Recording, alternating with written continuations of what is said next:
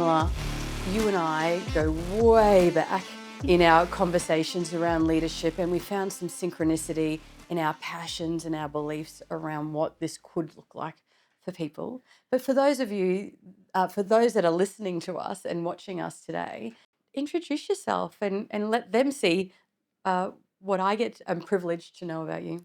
Yeah, absolutely. Pamela Royal, have been working in our community and within government for, over 30 years. It's been such a privilege to have had my journey from, within local government to where I am now with federal government as well too. And the impact of, the work from the ground to the decision making by leaders is just truly a privilege in this space.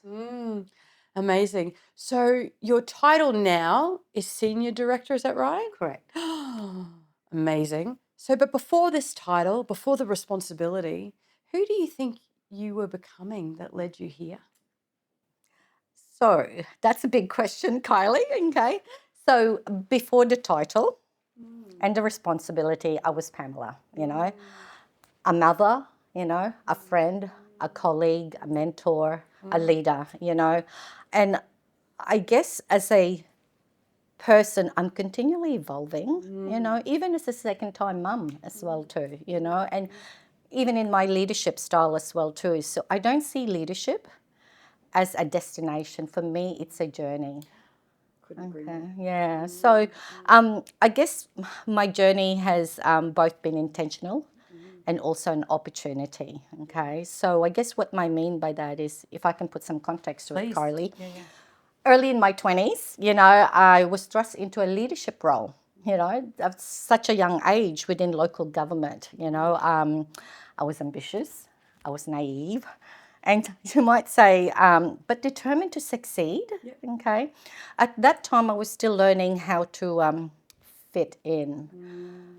What I mean by that is, as a woman back then in my generation, and somebody from a cultural background, like a different cultural background, it wasn't prevalent back then as well too. So I yet had to fully realize the value of my cultural heritage. Yep. Okay.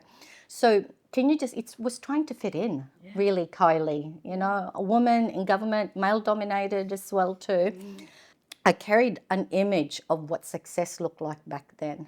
Do you remember the power shoulders as well? Yes, I'm very familiar with them. Yeah.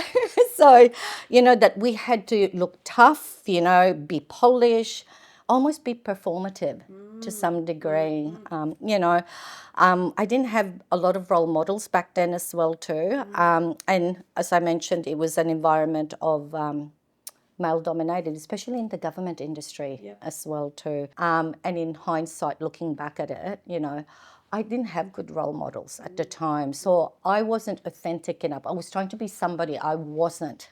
Okay, so that authenticity. So what changed? I guess big one is really reflection. I learned how to reflect, Kylie. I had to unlearn, Yeah. as much as I learned as well too. I had to listen deeply, accept feedback. That was the hard bit for me back then. Although it was uncomfortable, I started to observe leaders that I really admired, and funnily enough, one of those leaders was a male leader, who allowed me to be who I was authentically as well too. And I learnt self-awareness and also the courage to evolve, more importantly. Such a powerful word, the courage to evolve, because I don't think everyone associates the fact that to do this thing, to step out of this comfort zone, which I call the familiar zone, but that's a side story, is courageous. Yes, It's yes. sometimes easier to sit in the known than it is to step in the unknown. So that courage to evolve, I love that. Yes. It had its hurdles, as you can imagine. So who am I becoming? I hope I am somebody, and I see that I'm somebody that leads with humanity, adaptability as well too, and accountability is big for me. You've got to balance, and I'm a person that never stops learning and growing. Yeah. And I think the times that we've worked together and the times that we've engaged together, is that accountability is not just of others. You have a high level of accountability, self-accountability Yeah. in terms of your duty and responsibility. And maybe that comes with coming from a government role where there is a sense of service and duty. But I witness you with having that authentic accountability to yourself, not just to those that you serve Yes. or to you Have to lead. role model what you expect of your people. Yeah. So powerful, Pam. We talk about this all the time. I think change appears to be the only constant these days. I think it's so hard to keep up. And I love the word discernment. This is a word that I've known about for a while, but probably not really deep dived into as much as I have in the last few years. And I think as we're seeing it as a rapidly valuable skill in leadership, this word discernment.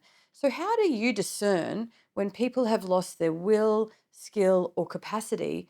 And how do you engage them in that change and help them through that? Absolutely. Great question, Kylie. For me, discernment is generally knowing your people. As a leader, I make intentional time for my people, So what I mean by that is it's outside the strategy meetings, the performance meeting. This is actually an intentional, non-negotiable hard rock within our calendars with my, direct reports. Yeah. And they drive the agenda. Yep. Yeah, when it comes to that one-to-one. What it does is it gives us that safe space for them and for me as well too. It's two-way for them to be able to talk about matters that are important to them. Through this interaction, you gain better insight of, what motivates them. What are the challenges for them as well too. And as a leader, being in tune with those nuances for each of one of your staff is actually important. So when things actually occur, I'm finding is it's actually we're getting at the forefront of things so we can talk about how they manage through those change together and develop appropriate supports early on, Kylie. Not when it's happened, I mean, we can still do that, but I think getting ahead of the curve has always been a lot easier, and forecasting, and giving your staff the skills to be able to, understand, what's coming. And it's not just me actually seeing those changes. Have to create that awareness for your staff when those behaviors are actually starting to emerge, because you want to strengthen their ability to be able to, self-reflect and take actions themselves as well too. Not just be reliant on me as well too. If I can say though too, well and good to have those, but it's really important that I create a psychologically safe space for them to do it. It won't happen if they don't feel comfortable and they feel that they have my trust. It's a key factor, Kylie. And I think, to that point, what we see sometimes in leadership is that leaders have distanced themselves from their teams. Something happens and then they stand up front and say, trust me. And then what you're talking about is you're putting marbles in that marble jar of trust along the way. And so what's happening is you're doing those micro moments. It's not the big thing yet. But so when the things happen, you don't have to stand in front of a group and say, trust me. You say, we're Absolutely. dealing with this thing. And they're like, right, let's go. Because you've already got the trust. You've already got the buy-in from your team because they know that you care about them and want what's best for them.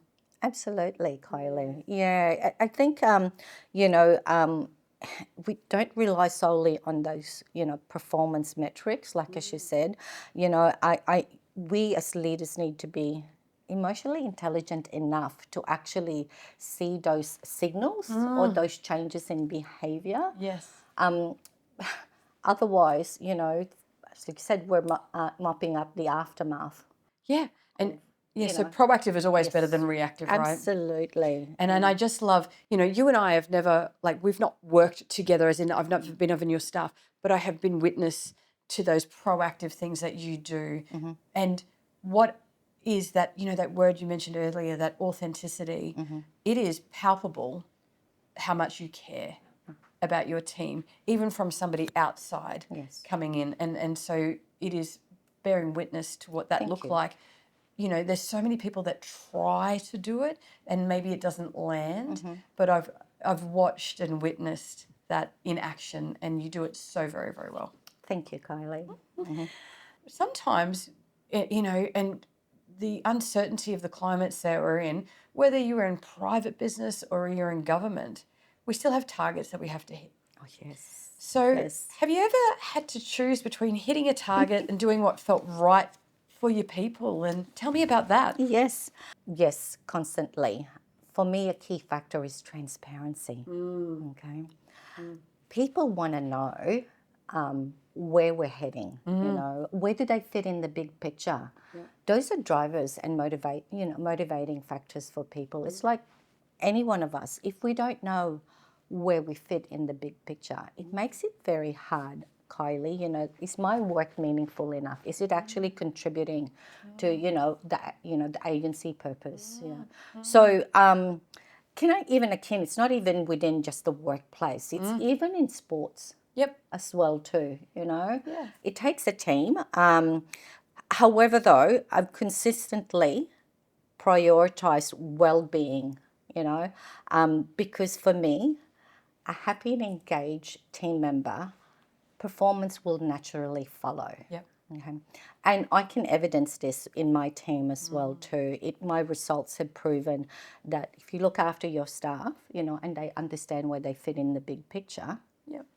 performance will naturally follow. Yep. And most often they're even the ones that come up with efficiencies, you know, for us to achieve quality targets. Yeah. So you're hitting those targets most effectively by creating that care and compassion for your teams that you care for, Yes. and supporting and prioritizing that well-being. Yeah. You need to ensure that your staff are feeling supported and that you've actually got a well-being strategy. Look, I operate in an environment where we have a well-being strategy and, you know, even self-care plans for individual staff members to better understand their trigger points as well too. And we talked about getting ahead of, you know, being proactive, you know, rather than looking at the aftermath of the, you know, a situation. So by being proactive and giving the tools, really, it's about giving the staff the tools to succeed. Yes. You know, and self-care plan is not some magic, you know, document. That's only one aspect of the many tools that we should be providing our staff members. Yeah, so powerful. And it's interesting, I don't hear too many people talking about self-care plans, but what I would think that that in turn does is when we are giving permission, we are then allowing people to say, well, I'm saying that this is really important, and we're matching our words with our actions. And so now we've got a values alignment to say it's not just something that people say, but they, you know, we've all been there where the leaders have said it's okay to do something, and then we're like, oh, not actually sure if that's actually the case, right? That misalignment. But we've got a self-care action plan that you've co-created with your team. Then we've also got the permission piece that it's, I genuinely and authentically want you to have this, and I want you to be able to access this because that will contribute to your well-being, that will contribute to your performance, that will contribute to the outcome of the organisation. So it is a win, win, win, win, win for everybody.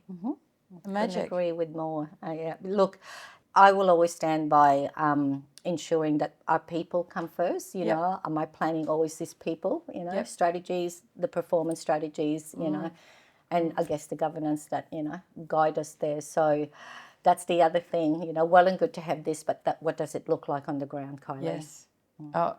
Couldn't agree more. And that kind of leads me into the next question, because this is a topic you and I have had many, many conversations with off camera over the years, is that, you know, governance around really big topics that may or may not be done well. So an inclusive workforce. Yes. Truly inclusive workforce. Yes. We're both laughing because you and I have both been on both ends of that conversation, right? So inclusive workforces have been a focus, but not always a priority, and for a very long time. And so where do you think we're heading in maybe the right direction, and where do you think we're still getting it wrong? like you mentioned, we've been talking about it. I think it's great that we're talking about it, you know. For me, it is important that we're talking about inclusion and psychological safety. For sure. For Hand me, in you hand. can't have one without the other Yep, as well too. agreed. So, and I'm going to be honest here. Unfortunately, it hasn't consistently caught up with intent. You Yes. know. So what I mean by that is the practice. You know, the theoretical principles behind it. So it hasn't caught up Yeah. on the ground. Yeah. So if you can indulge me, Yeah. what I mean by this is we struggle to translate principles into everyday behavior. Yeah. Okay.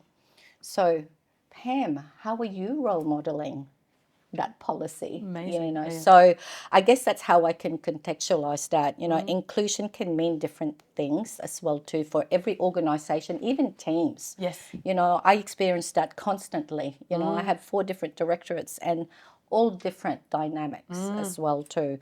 So inclusion will depend on organization's context and culture as well too. So unless it's clearly defined, you know, what it looks like organizationally, departmentally, and team-wise, it becomes abstract. It's just that word we bandy around. For sure. And I think one of the things that I see is I see well-intentioned people Yes. want to do a good job. Absolutely. And going back to that, you know, analogy you used earlier about the tools in people's toolkit. Yes. And I wonder sometimes if people who maybe don't play in this space all the time, like you and I, that maybe that sometimes people think it's going to cost a lot of money, it's going to take a lot of time. And so now it's going into the too hard basket because we've now got all these performance metrics that we have to manage. But in my experience, and I'm curious to know yours, is that a lot of the time when we have authentic conversations, they are really low-hanging fruit and often not big ticket items to get really authentic inclusivity where people feel like, and we mentioned fitting in before, but really a sense of belonging. Yes. And that's really what inclusion is around. I belong in this room. I belong in this conversation. I belong in this meeting. I belong in this space. And it looks, like you mentioned, it looks different for different people. Yes. But creating those safe spaces to have the conversations, to actually ask, Pam, for you, what does that look Correct. like? So Yes. this is what, and then find the common shared agreed values that we've got here to make it, because it shouldn't, your inclusion shouldn't come at a cost of mine. Again, it's the win-win for everybody. Absolutely. And that's the hard bit for leaders is to move forward as well too. We have to align policies, you know, the organizational values. But you'll find that there's always commonality as well too. And understanding your staff's ways of working does contribute to that, allowing them to be able to express that respectfully, mind you. So agreed. We've got to teach people the respectful way to do that, right? Yeah. But I actually believe that that's something we expect people, we talk about speak up culture. Yes. But then we don't actually frame up to say, let's agree on what speak up culture looks like here in this meeting or in this situation, right? Yes. So I think there's a secondary part to that. Yes. And I think, again, this work around, and it's not a one and done. Yeah. You know, this meeting we had in January 2025 where I mentioned that we should do this thing. Yes. That's not the end of the conversation. It's a revisit and a recalibration, and it's open conversations. And, you know, I think we missed the mark on it this time. What could we do differently next time? And what does speak up mean for you? And within this space, it could look like this. If I'm going into this space, this is what a speak up culture might look like, so that we're getting those respectful challenger, you know, conversations, because that's where the innovation and growth comes from, you know. It's listening, isn't it? Kylie, you know, very simply as well too, you know, listen to your people. Most importantly, we as leaders need to steward it consistently and role model it as well too. And I think listening to hear versus listening to respond. Yes, I love that, yes. Right. I still always have to remind myself that. Yes. Yeah, because often we're sitting there, you know, and we're not in a court of law, right? We're not listening so that I can defend myself. Yes. We're listening to really genuinely hear what somebody has to say, and when we can hold space for that, it is amazing.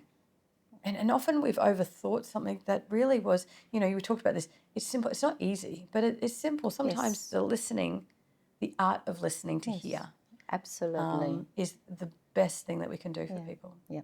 What do you think, what I have seen in my conversations as I go around in different organizations is we know that succession planning is a little bit hard sometimes because people are not wanting to step up into the leadership role for a variety of different reasons, whether it be this sense of work-life balance or whether maybe a sense of feeling like they can't create the impact that they want to be able to do. What do you think is harder about leadership? What is harder about leading today than it was 5 years ago? But also, to that end, what are some of those beautiful moments?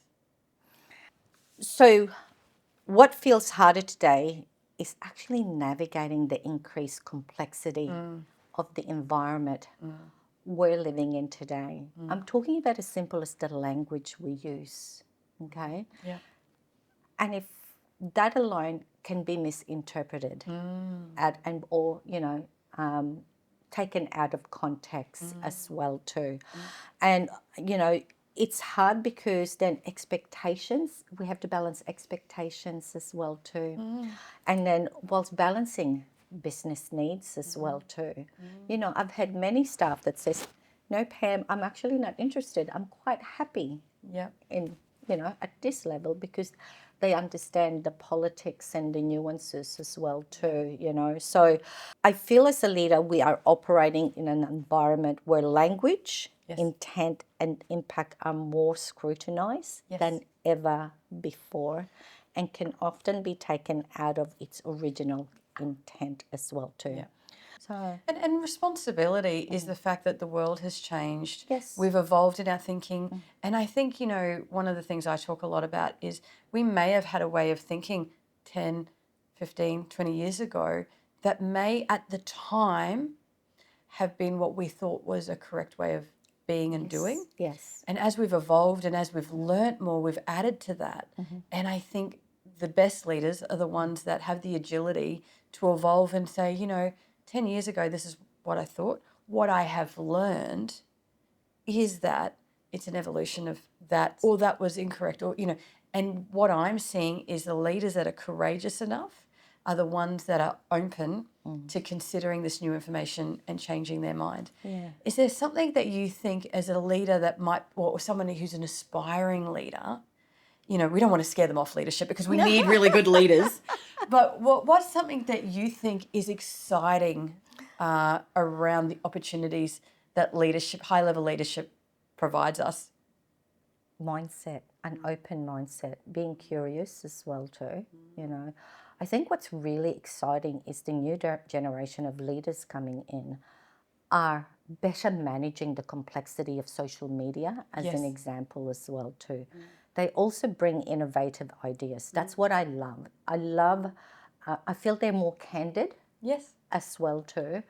And they've grown up in an era where diversity is the norm as well too. And I love that.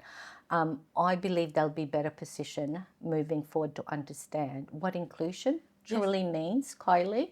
And actually, they have been the drivers on why we need to create a psychologically safe space. And they are also holding us as leaders to better account as well. So there's a number of, great talent that I'm seeing coming through the ranks, but also through their ideas, they're championing what it needs to look like in the future. And that's what we want. We want, for me, my role is paving the way for our future leaders. Great. So I leave it in a better space than, when I started as well too. But they will only make that better.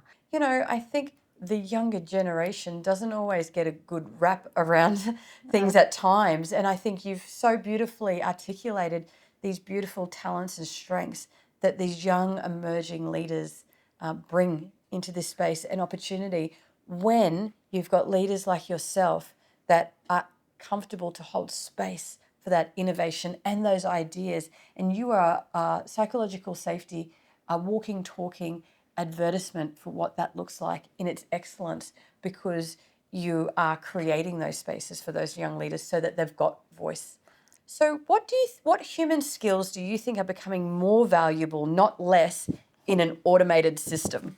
For me, as systems become more automated, Kylie, human skills are going to be more critical. Okay.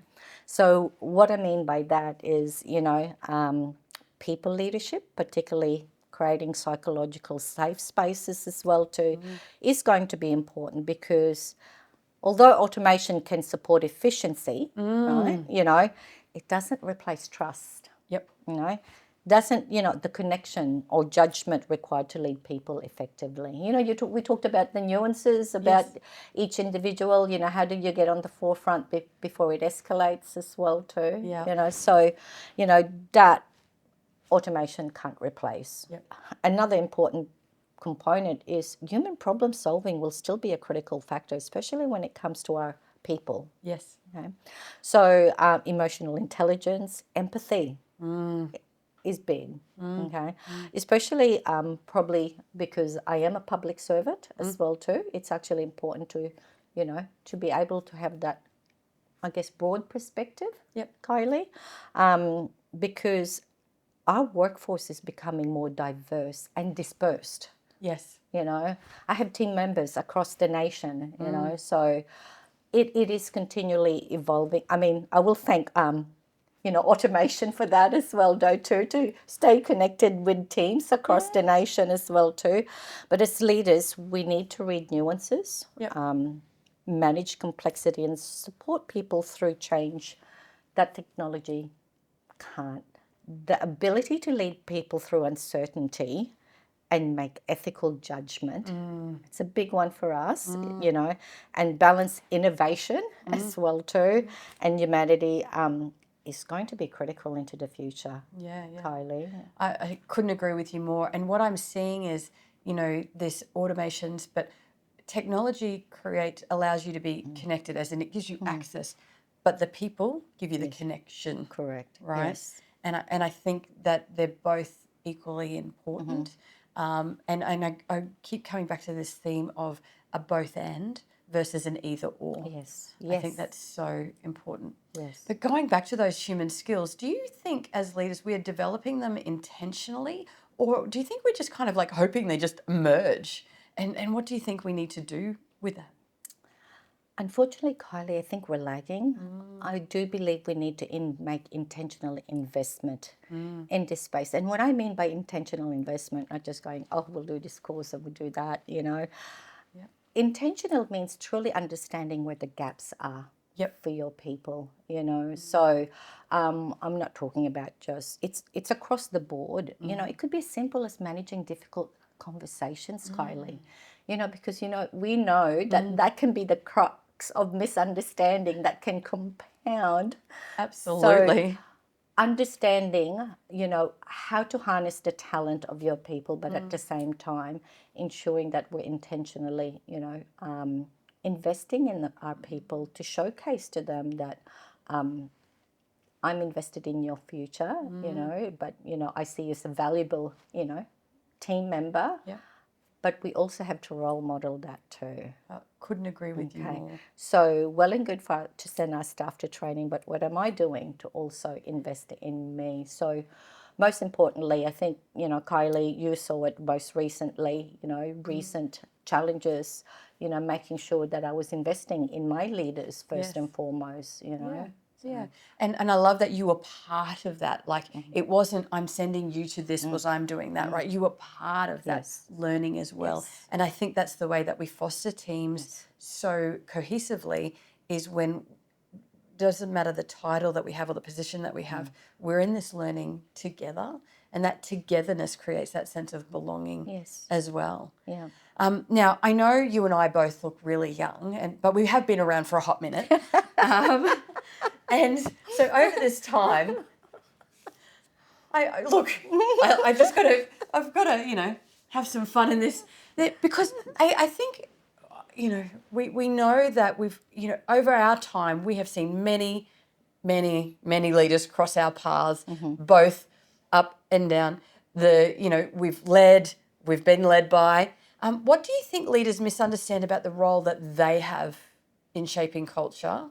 And what do you think we need, what do you think is the key for leaders moving forward into this new innovative space?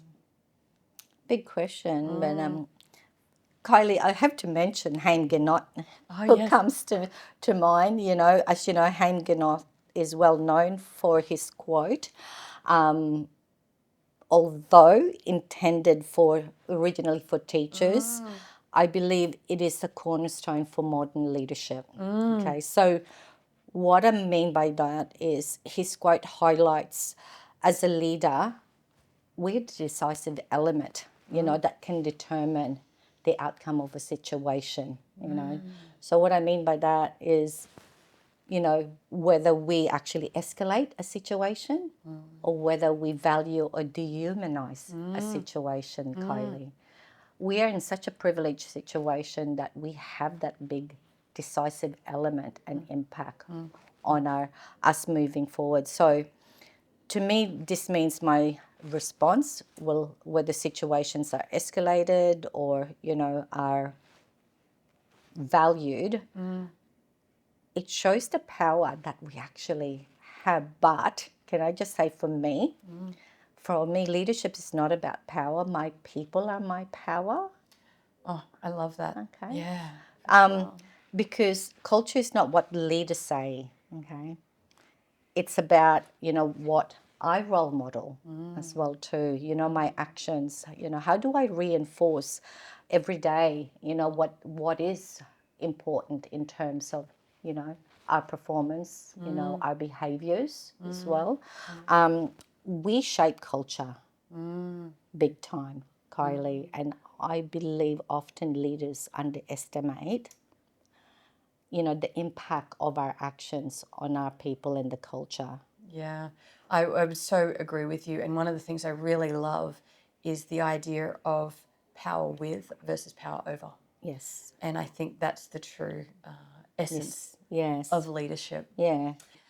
Pam, your insights and your leadership are just something that I so truly am aspire and inspired by. So I'm grateful for you taking the time out of, I know you're navigating cyclones and all the things, speaking of changes, it's changing from second to second at the moment. So I really do appreciate you taking the time out of your busy day to sit with me today and just have this conversation. Thank you, Kylie.